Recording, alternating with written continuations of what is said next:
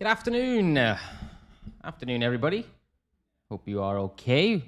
Andy, how you doing, mate? Ran, how you doing? Kat, hope you are all well. Yeah, I don't have my Porsche anymore, unfortunately. I had a great life before I started all my business. I had a F-Type Jag and a Porsche GTS and stuff, and now, obviously, you know, in my mind was when I was starting this RTFX stuff. Now I've just so I'm not trying to show off here, but I've spent upwards of like 6 figures on this business so far. And the reason being is because I want it to be that kind of long term. You know, they say build a business and something you love to do and you won't work a day in your life, right? So that was my kind of ethos. And really with, yes, okay, I like materialistic things, I like nice things, but you know, doing what I love to do is great. So, you know, sometimes if you are doing things like setting up a business, you're going to have to make sacrifices, right? To do those things. And ultimately those nice things that I had were luxuries, right? They were luxuries, albeit very nice luxuries. I do love cars. I'm a kind of car guy, but you know, for me, it's like, well, this is what I want to do. And, you know, there's things that you just have to do to unfortunately do it. But anyway, I did love them though. I did love them. I certainly love my Jag. My F-Type Jag was just such a lovely car. So I was sad to see that go. But, you know, businesses cost money, right? Businesses cost money. Anyway, it's all fun and games, right? It's all fun. But the unfortunate thing today, a bit of bad news to start. Well, not bad news to start, actually. But, you know, with my FTMO, this 200 grand, I was in the stage of the last couple of days I've got. I went for it. I had a bit of a gamble on this Nikkei. So on this Nikkei setup here is an aggressive entry on this particular candle. So I was on about 205, I think. I was on 205K. I didn't know if there was going to be a setup. Again, this is where the psychology comes in, because within that last week, I've only got till Tuesday on this 200K. And there wasn't looking like something may set up. So it was like, well, do I wait to the end of the week for a potential breakout in my strategy? Or do I go for it now? And that's what I did. I just kind of thought, well, do you know what? This could be potentially decent on this bigger structure. You know, volume coming in, and it just kind of fell down. So, I mean, it happens. It's not, I'm not mad about a free repeat, because I just go again next month, right? I'm in no rush to get this 200K. And, yeah, I mean, I just go again next month. That's it. Unfortunately, you know, one time that I do these things, that I go to Vegas and I gamble a little bit, is this'll push up and I'll get the account. So yeah, I mean, I'm not mad. I thought maybe this was gonna push. It was looking good. I was thinking, oh, come on, baby, let's go. But there you go. Didn't work out this month. But there's always next month. There's always next month. When you try and force it, when you try and push it, this is where sometimes you can get caught, and I don't want to be going and paying $1,300 every month for a challenge. The free repeat, I'll move on to the next one, you know. Patience in trading always pays, and I know, I'm confident in myself that I'll get it. It's just a question of when rather than if. Yeah, so I can't. So when I placed this trade, I was about 5K up, right? So I put 5K on this, in the hopes it would get me maybe 2-3R, in which case I would pass the challenge, right? But as soon as I failed it, because I'm now on 200-101, but I've passed I've just got to do 0.01 trade tomorrow, and then I'm done. No, you don't have to pay again. So as long as you pass every other challenge, okay, and you make just 50 cents a profit or 1 cent, so you could be on, for my 200, you could be on 200-001. As long as you passed every other requirement, they give you a free repeat. Okay, so that's what I always say. I was kind of talking about this on the A1 Trading stream last night, actually, that this is always my goal, free repeat. You know, I always guarantee my free repeat. I always try and guarantee my free repeat. And then just go for it, have a bit of fun, and maybe I get lucky, because it's unlikely that the Forex gods will align and I'll get a month like I did in May, and just start it at the right time, or in February, where you have those really good months. Normally you're gonna, you know, take your couple of percent, 1.6, 3.1s. The last 2 months I've had 4%, or on 4% now. And, that's the norm with trading. That's probably likely what you're going to get. And then if you get that, you guarantee it and you just go for it. Sometimes it works for you. Sometimes it works against you. Just like going to Vegas. It's a red or black scenario. It's not real trading, but that's my tactic anyway. That's my personally how to pass it. Get my free repeat and then go again. So I've guaranteed that, and now I go again. But the good thing is, I'm on a decent month.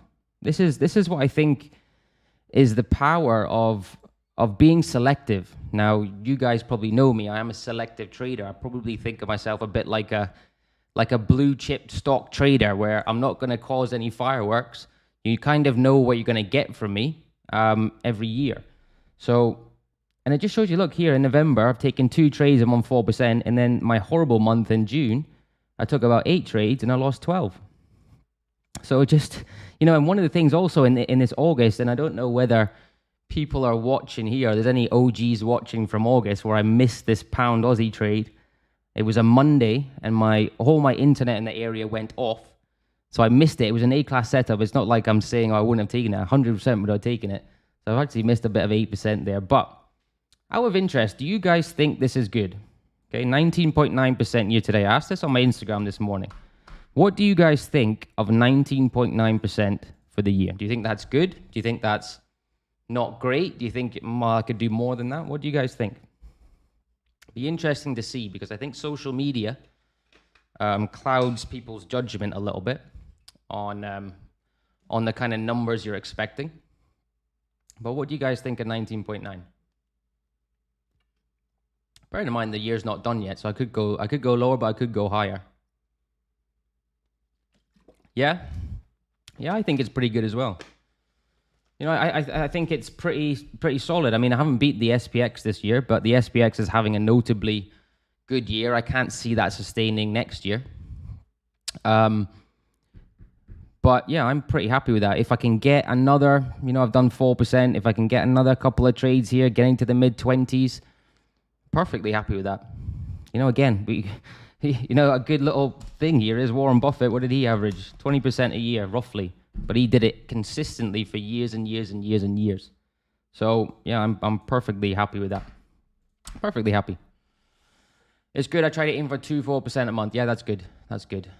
Yeah, 30% would be in my. Yeah, exactly. Yeah, I did 33 last year, and as I said in May, I was gearing up for my best year ever. I think I was on 36% at this point in time, and then summer crashed me down back to reality. But I'm recovering well. And if I can end the quarter pretty good, stay somewhere between, early mid-20s, maybe get a little bit more, I'll be perfectly happy. I'm just, it's one big trade away from a good year, Average hedge funds are 8% this year. Yeah, exactly. You're beating your traditional risk assets, right? Your property, your hedge funds, apart from your SPX, but yeah, I mean, I'm perfectly happy with that, right? Perfectly happy. Hey, Michael, how you doing, mate? Liddy, how are you? I've said that. Manjeet, yeah, good, thanks. Okay, let's get into the markets today, shall we? So SPX today is, I was actually looking at this. You're getting your head around the fact that that's good. Yeah, I know, it's when I first Royce, my dog, sorry. When I first got into the market, and if somebody had told me that, I would have said, well, you're shit, mate. Look at what this person's telling me online. They're saying I can do this in a month or in a day. And while they're right, the other thing you've got to think of is if you're doing that on a daily basis, you can also lose a lot on a daily basis. And I know my psychology that I can't handle that. Like, I couldn't handle putting that much pressure onto my account. So I'm quite happy, doing the way that I do it. This is just my personal way. You have to understand your psychology and what you like. If you want to take greater risks, if you're okay with bigger drawdowns, you've got to decide that for yourself. I've kind of got myself into a pattern of what I like, and this is what I do like. So yeah, it is. You'll find that out as you go along, Sam. But it's good that you're starting to realize that, because we're thinking long term, right? Thinking longevity, and longevity is something that you can handle for years upon years upon years, because that's the main thing. You can blow your account like that. So I couldn't do it because I think about how far I've come from where I've come from, and you know, it can go like that. If I do something stupid and I get pissed off one day and I say, for fuck's sake, I've just lost a couple of trades, and I go and blow my real FTMO's accounts, that's really, for me, I don't think I could come back from that. I genuinely don't. With how much I've worked on it, from how, like I said, from my fucking depression state and losing money state, and oh my God, it was horrible, to getting to where I am now. If I blew those accounts, I just think I'd be... Royce. Sorry. I just think I would be done. I don't think I could come back from it, so... Yeah. Sorry, 1 second, guys. Royce, come on, outside. Excuse me, sorry. Okay, it's not about how much money you don't lose. Yeah, correct. Capital protection, right? It's about how much money you don't lose rather than you win. Yeah, exactly. Anyway, let's get into the market, shall we? Let's get into the markets. SPX today, so I was looking at this on the hourly chart on this particular setup here, this V reversal, slight ABC here, ABC. Nice Marabuzo candle coming into this area. We've kind of tagged it again here. I think this is the most respected area. Excuse me.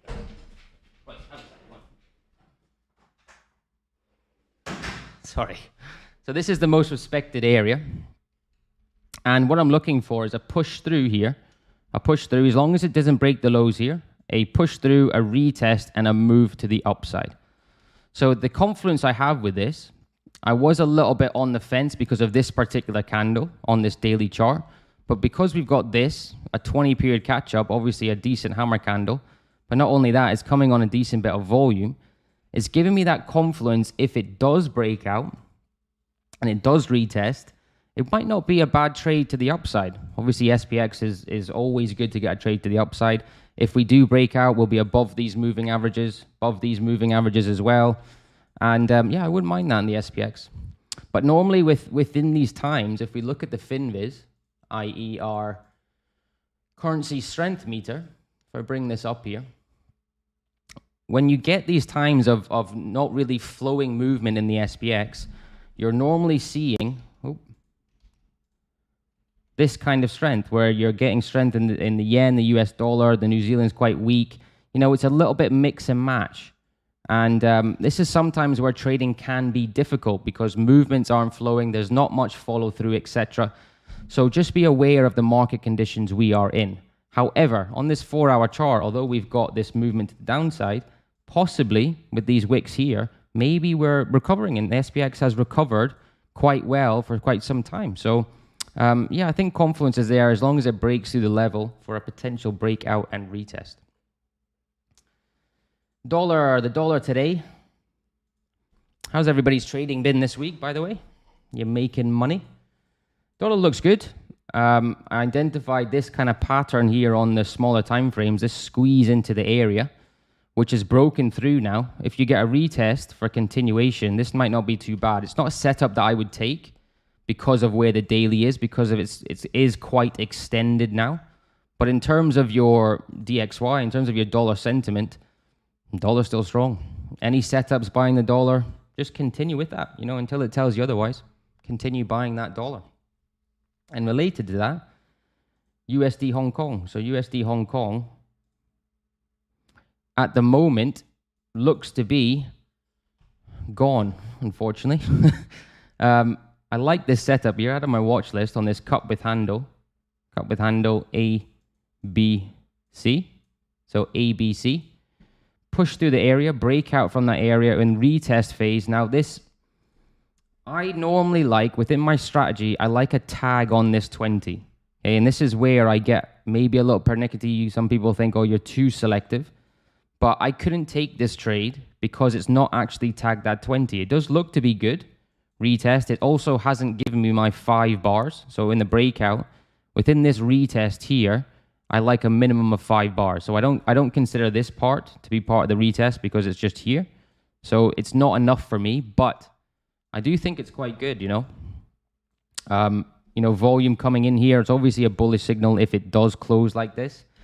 But yeah, unfortunately, I think that may go without me. Daily looks good.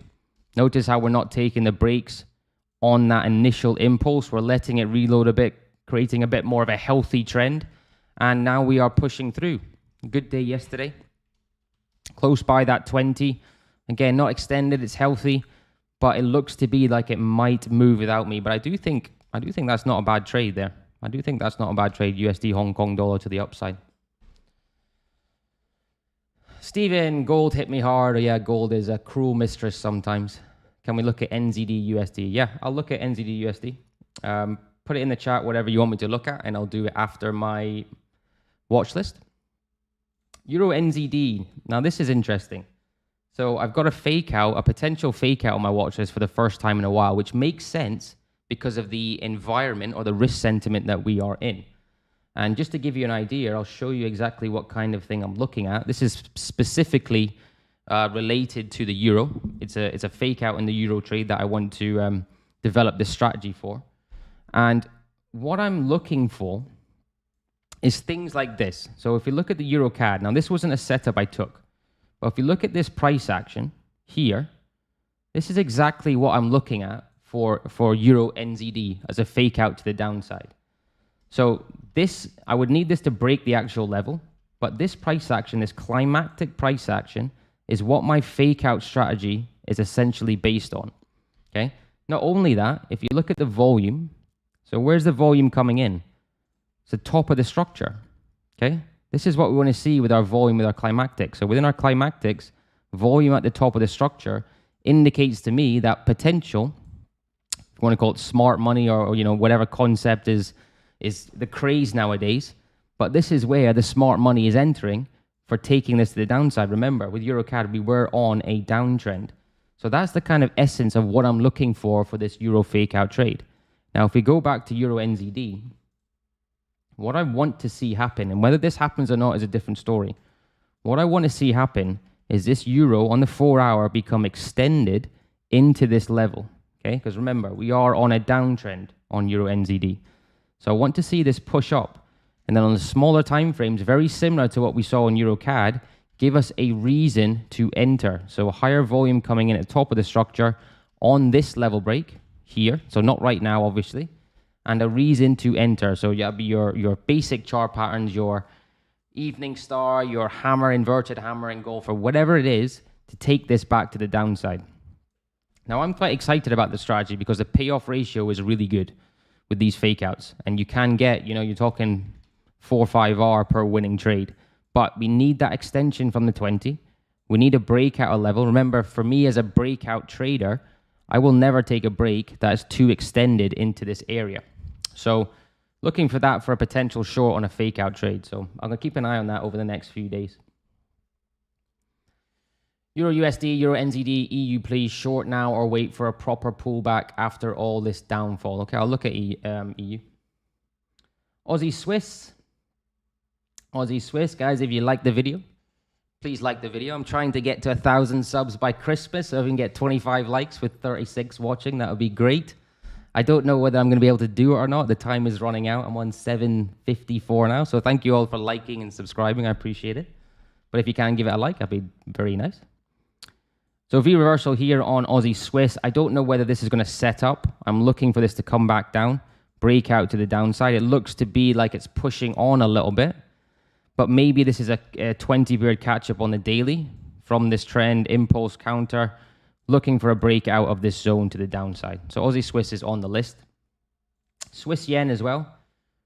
Swiss yen, I always like when the Swiss yen is on my list, my favorite pair to trade.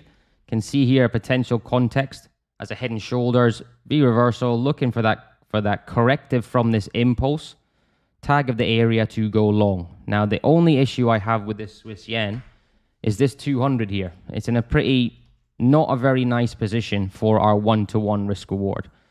So with how it's shaping up, unless it continues here where we get that one-to-one, I'm not sure if I'm going to be able to take it. The thing I like about it is we are in a potential for movement from this bigger impulse. I know we broke the anchor here, but we're kind of breaking out of this channel structure, which is good. But there is some barriers to that trade moving to the upside. So I'm going to keep an eye on it. I do like it. I do think it rises, but maybe there's a better opportunity here looking at this on the smaller time frames. I've just noticed this now. So if you get a push through, retest of this area to go long, you may actually get your 1-to-1 before this 200 dynamic resistance to price is hit. So yeah, I'm gonna add that in actually. Swiss yen potential smaller term, but I'm looking for a breakout specifically. And finally, EuroCAD, SPX500. You have a new sub here. Oh, thanks, mate. I appreciate that. So EuroCAD, firstly, daily. This daily is nice.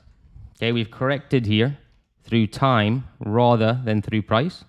But if you notice from this good impulse, we've basically digested this move. Okay, so this is good.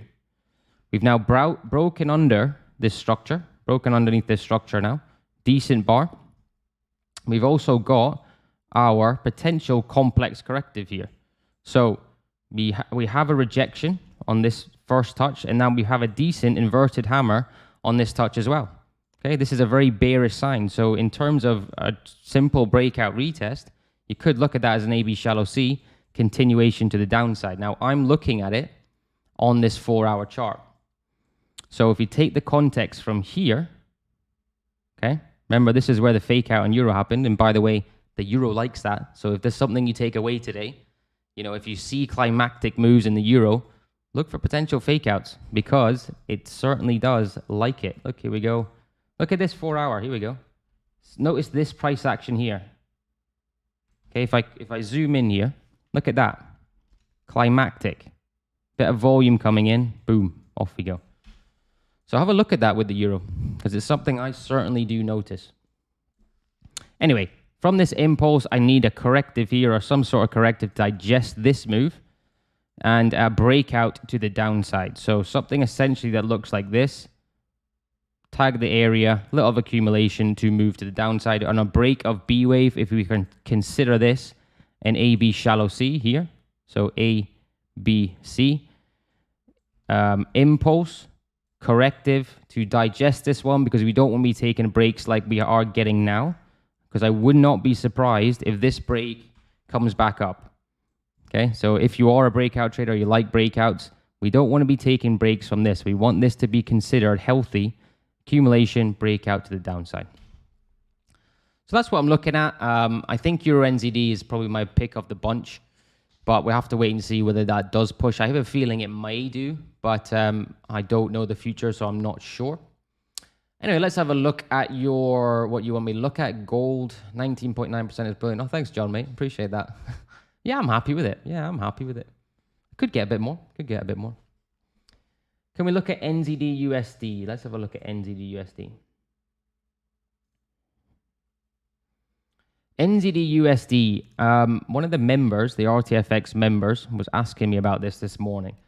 If you are looking short, I would just be wary of where it is on the daily because we have come from that decent move. Remember, 70-30 rule. Markets trend 30% of the time, correct or pull back 70% of the time. Okay, so you're probably expecting a reaction around this area because we have had a reaction a few times before. Now, I like it on the 4-hour. Okay, it's not bad on the 4-hour from this, but I can just see this correcting a little bit more. You know, I can see this possibly pushing up into maybe an ABC. Maybe on that 30-minute, there was your indication to go short. That's actually not bad. You'd like a little bit more volume there on NZD USD.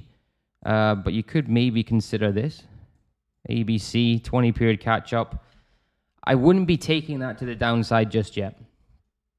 I just think because of where that daily is, and remember how important that higher time frame confluence is, because of where this is, I would just be worried about continuation shorts.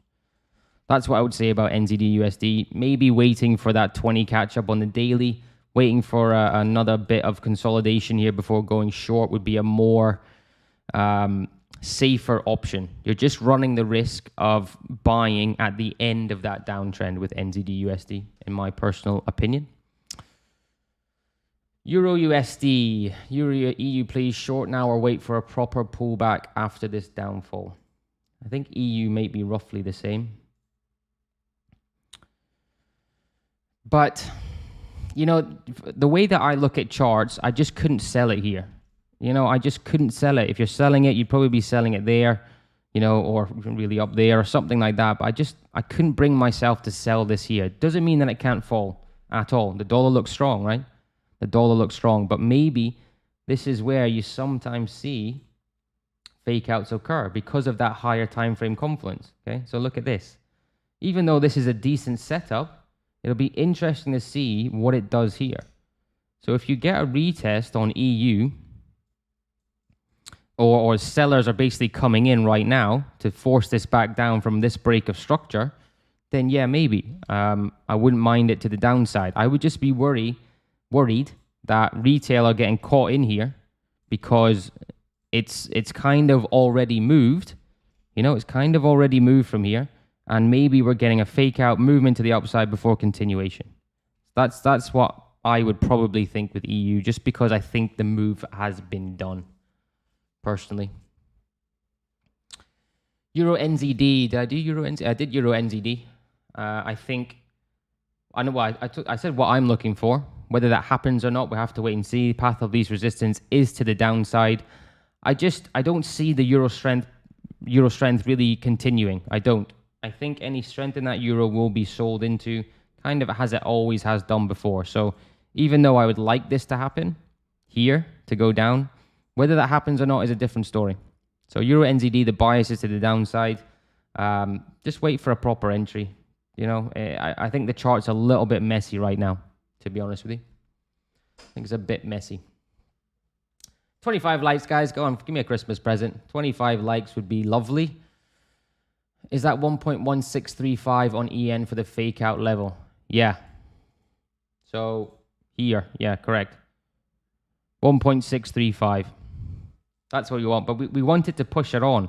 You know, I don't want this to do this, okay, to come back and kind of be healthy into that area. We want this to be extended into the area. Okay, we want stuff like this. See how it's getting a little bit extended. This is why I use the 20, a little bit extended from that area. Remember, we're talking counter trend, so that's important. With these fake outs, we're looking to go with the trend. So if you've got a downtrending market that goes like this for no reason, or let's say like this for no reason, you got to be smart here and say, right, the trend is down. This looks climactic. If you see volume coming in on these breaks, look at selling them. You know, there's a strategy in there, absolutely strategy in there for fake outs, because fake outs happen most of the time. Fake outs happen 70% of the time. Why not try and profit from them? And what I found and what I've been noticing over the past, years, is that the euro specifically likes a fake out. Likes a fake out indeed. SPX500. Okay, let's have a look at the SPX500. If you want me to look at anything else, let me know. I talked about the SPX hand at the start. I'm personally looking for a potential breakout retest here for movement to the upside. Whether that happens or not, we'll have to wait and see. If it fails at this level, we could be in line for a possible deeper pullback on this daily, with the catalyst being this particular candle here. But that doesn't have to happen. My bias, I just think it rises. I think it's been resilient, considering where we've been. Correcting again, very similar to like Euro CAD, correcting through time rather than through price. And potentially there's a good little indicator there of when fake outs may occur. Now, indices and Forex are slightly different, right? But for me, considering where we've come from, that is just not enough, okay? Which is where you normally see these fake outs occur. And maybe that's what you're getting with Euro USD. We go back to it. I don't know whether it's coming down. Again, I could be completely wrong, but maybe that's what you're getting. Where this pushes back up, possibly into stop locations, maybe before continuation to the downside. Gold, I'll do gold, Radu. What are the moving averages from your charts? I use a simple 20. So my red is a simple 20, and I use a simple 200. Simple 20, simple 200, and volume. That's all I use for my charts. I'm mainly price action based, but this 20 period for me is golden. You know, it sounds so simple. Took me a long time, long way away from it to come back to it. But a simple 20 is absolutely golden for your charts. to get you into moves at the right time. You know, you find a lot of the times, not all the times, but I can give you a lot of examples of price correcting back to the 20 before continuation to the upside. As a breakout retest trader, that's essentially what I look for. If I've got the 20 period and let's say we break out, I'm looking for a retest around that 20 that tells me, okay, this is potentially ready to move with a catalyst for continuation to the upside. So a 20 period, if you don't have it, 20 or 21 EMA, something around that area, certainly for trend continuation traders, I think is really good, really key. It saves you. Not only will, okay, you might miss a few trades, but one of the biggest thing it helps you with is it eradicates a lot of poor trades. So for example, like this EU, I wouldn't be going short now because simply as a kind of visual guide, I can see that extension on the 20. You know, let me see if I can give you another example. Just by looking at this chart specifically. You know, here, you wouldn't be going long. Okay, fair enough, it did kind of go long, but because of that massive extension, can you see that? On that daily 20 chart. So it just helps you get into moves at the right time. Okay, gold. By the way, guys, if you are interested, the link for the Discord is above. If you don't know what RTFX is, we are kind of like an educational platform. We give away a lot more stuff than I think a lot of platforms do. This week, we are giving away another 50K FTMO. We are giving away a $200 to one member as well. 7-day free trial, all that kind of stuff. If you're interested in that, kick the link in the Discord or in the chat there, or the links down below. What time frame? What do you mean, Mida? What time frame for what? Let me know what you mean. I'm not quite sure. Gold looks bearish. Gold looks bearish. You know, I wouldn't be buying gold right now. Certainly not after this price action. That is a mess. You know, I don't see the reason from a technical aspect to buy gold right now. I mean, if anything, you're looking at ways to sell it, right? You have to be. You think about this kind of bend, potentially that bend at the end of the trend, which you kind of possibly got here. Yes, okay, price action corrected itself and was looking quite good up until this point. But that's not what we're seeing now. We're seeing bearishness in gold. We've closed underneath the 200 on the daily. Would I be selling it right now? No. What I would be doing, because you're probably in pullback mode, I think you're probably in pullback mode here. You've got to accept the move has done. You've got to accept that you're not part of the move if you're not into it. So a pullback entry for continuation to the downside, yeah. But gold sometimes likes a deeper retracement, you know, before continuation. So you've got to look at entries short, but I just wouldn't be shorting it right yet. Again, use that simple 20. Let that digest. Think about that 70-30% rule. You know, because as we say, good trading is boring trading. Good trading is boring trading, so you're likely going to have to wait a little bit before you get a nice entry. But I wouldn't be buying it. I would be looking for entries short, personally. For my strategy, you're looking at 20 and 200 SMA on what time frame? Okay. So I'll kind of go through it very succinctly. It's a bit more complicated than what I'll say, but I'll go through. Let's say for my breakout retest, I've got two different strategies that I employ with real money now. I obviously have the fake out in progress, but two real strategies I employ. So for the breakout retest, which comes on, let's say normally will come on this 30-minute or 1 hour. Okay, on that trading time frame, I don't know if I can see an example. Okay, let's say on this trading time frame, which is the 1 hour, let's say I get a breakout retest. Okay, I have various things I look for in this section, i.e. before the break, and I have various things I look for in this section, i.e. the retest. There's two types of retest I like. It's a steady state, and the other one is the ABC.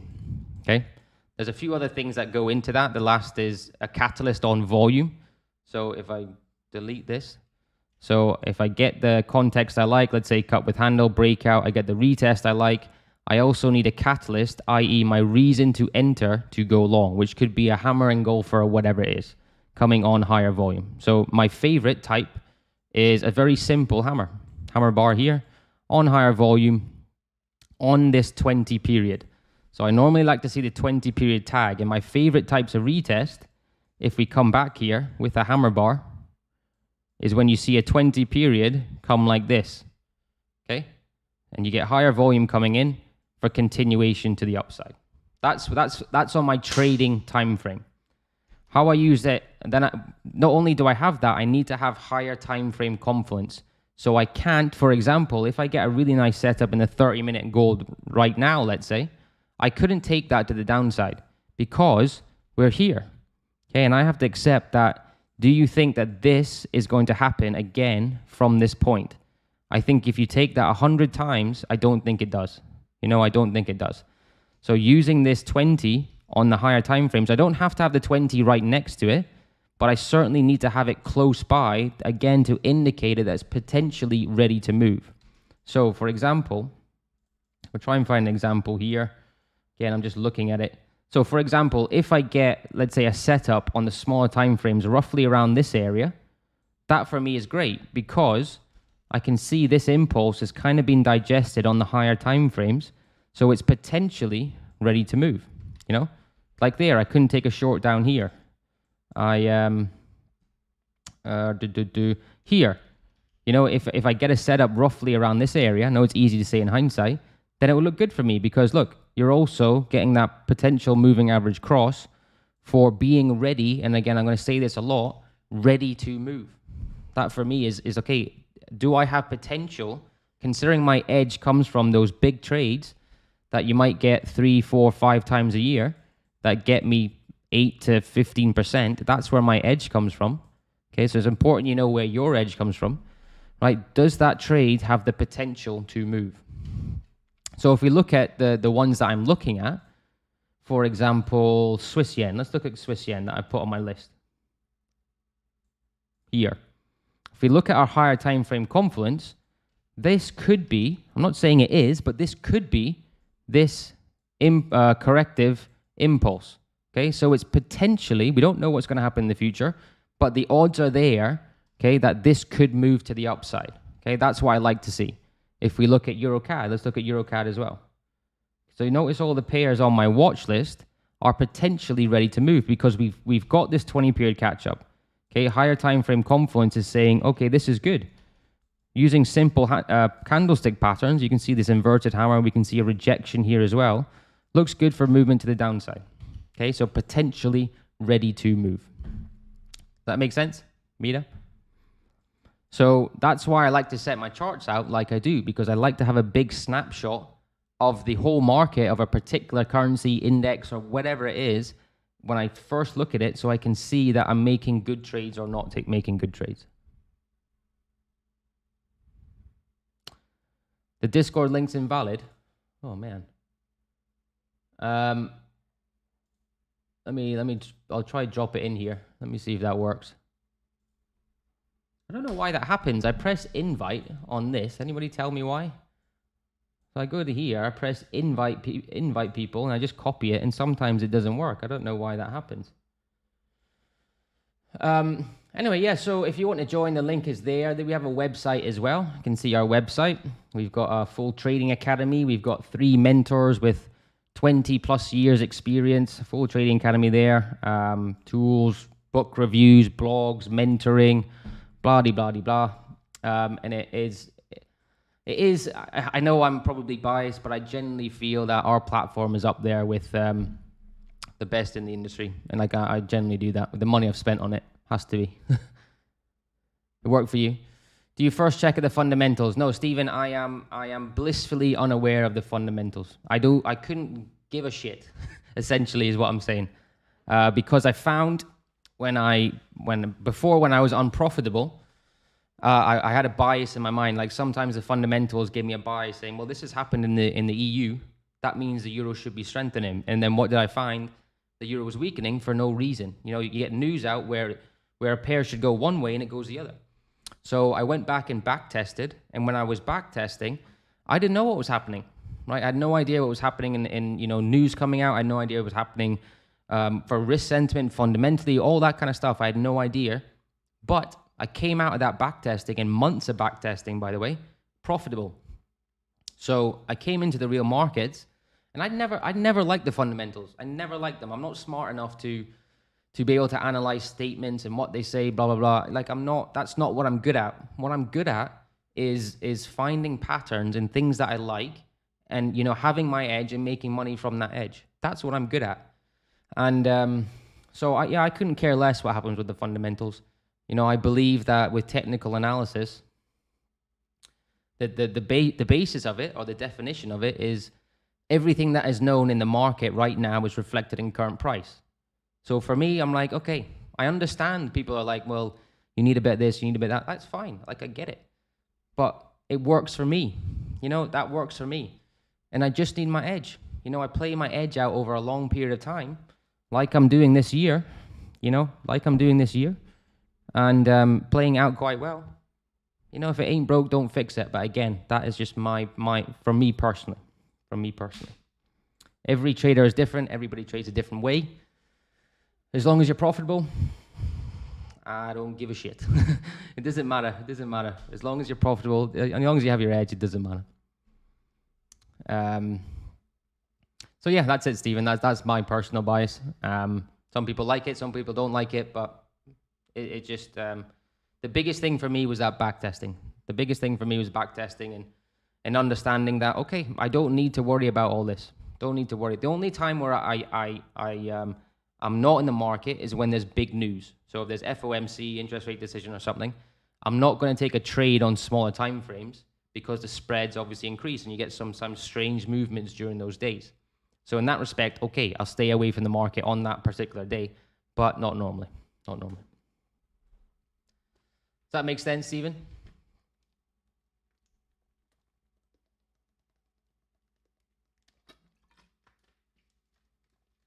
Yeah, I presume so. I presume yes. I don't know if you got bored of that and have left. Anyway, guys, I appreciate you coming. If you haven't liked the video, that'd be great. And I'll see you all on Friday. Bitcoin competition is still on. I need to put the entries in. I think it's coming back down. Or it's kind of a... Oh, there's a potential setup there, you know? Look at this. That's not bad. It's good I checked that. I didn't see that this morning. Look at this. Back to the 20 coming through. Oh, well, there we go. There's a setup. It's not a trade yet. But if I get that 20 period catch up here, that accumulation for a breakout, I would take that to the downside. Yeah, I'm going to add Bitcoin to my list, maybe for something on Friday.